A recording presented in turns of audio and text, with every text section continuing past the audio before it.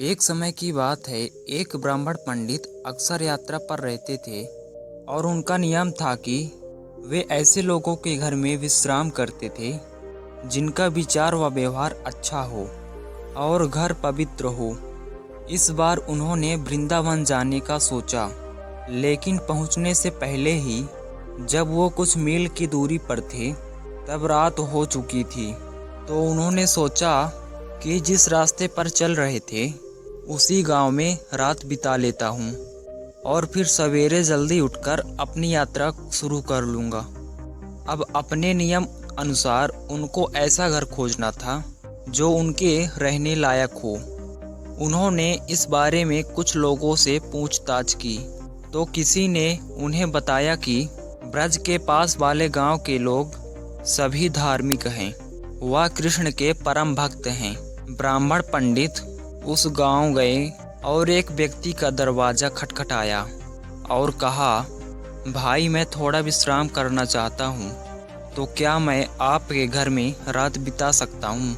लेकिन मेरा एक नियम है, मैं उसी के घर के भोजन और पानी ग्रहण करता हूँ जिसके घर का विचार और व्यवहार शुद्ध हो।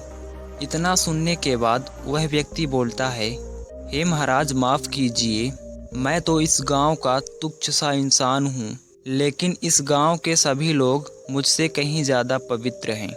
फिर भी आप यदि मेरे घर में रुकेंगे तो मैं खुद को भाग्यशाली मानूंगा। इतना सुनने के बाद ब्राह्मण पंडित कुछ नहीं बोले और आगे बढ़ गए। आगे जाकर ब्राह्मण पंडित एक और व्यक्ति का दरवाज़ा खटखटाते हैं और कहते हैं कि भाई मैं थोड़ा सा विश्राम करना चाहता हूँ, क्या मैं आपके घर में रात बिता सकता हूँ? लेकिन मेरा एक नियम है, मैं केवल उसी के घर का भोजन और पानी ग्रहण करता हूँ जिसके घर का विचार और व्यवहार शुद्ध हो। इतना सुनने के बाद वह दूसरा व्यक्ति बोलता है, हे महाराज मैं खुद को इतना पवित्र नहीं मानता जितना कि गांव के अन्य लोग हैं। फिर भी यदि आप मेरे घर पर रुकेंगे तो मुझे बड़ी प्रसन्नता होगी। ब्राह्मण पंडित फिर कुछ बिना बोले आगे बढ़ गए। अब ब्राह्मण पंडित को खुद की सोच पर लज्जा महसूस होने लगी कि वो एक ब्राह्मण पंडित होकर दूसरों को छोटा समझने की इतनी छोटी सोच रखते हैं, जबकि एक आम आदमी जो गृहस्थ है वे अपने परिवार की जिम्मेदारी को निभाते हुए भी कितना उत्तम आचरण लिए हुए हैं कि खुद को गांव का सबसे छोटा आदमी बता रहे हैं।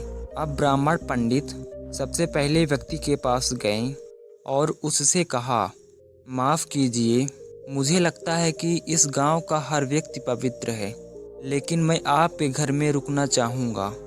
खुद को छोटा समझना और दूसरों से अपनी तुलना नहीं करना ही आपको असल ज़िंदगी में महान आचरण वाला व्यक्ति बनाता है। तो यह छोटी सी कहानी आपको कैसी लगी कमेंट बॉक्स में ज़रूर बताएं। धन्यवाद।